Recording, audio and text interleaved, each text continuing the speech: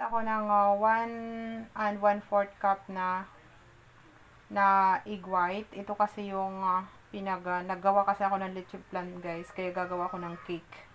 Lang natin ito.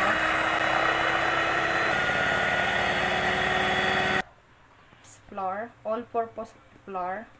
Sasalain lang natin to. 1 cup white sugar. 1 cup evap milk. 1 tablespoon of cooking oil. 1 tablespoon of vanilla. 1 tablespoon of baking powder. Mix na natin ito. Na natin yung dito sa dry. Haluin lang natin. Mahalo lahat. Papahiran lang natin yung mga gilid-gilid niya ng vinegar. 1 teaspoon ang ginamit ko. Inano ko sa aking kamay. Malinis pala yung aking kamay. Para maging maayos yung ating kasi wala akong yung cream tartar.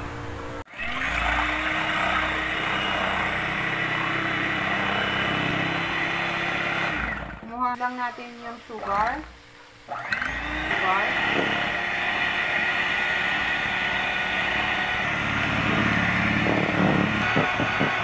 5 minutes natin gagamitin ito. 5 minutes.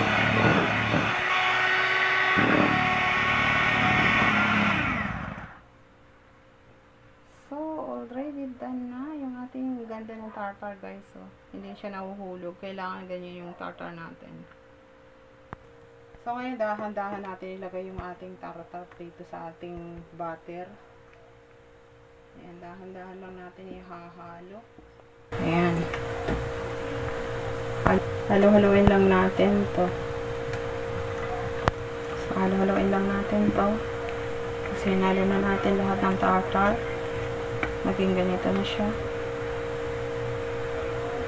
Lalagay natin dito sa cupcake.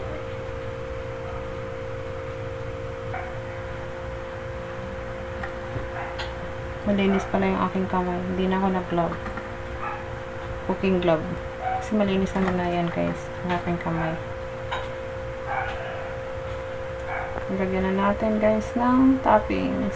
Bibake na rin natin to. Bake na natin siya, preheated oven after 5 minutes. Bibake natin ng 25 minutes and 180 yung kanyang init. Ayan. Perfect shot. Fluffy talaga siya.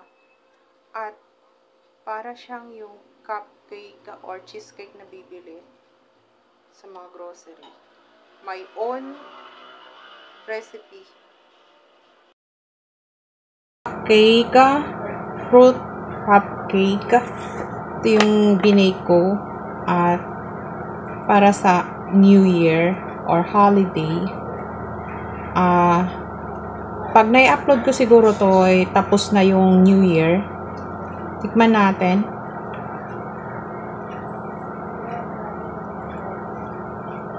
Wow. Fluffy siya. Sobrang lambot niya.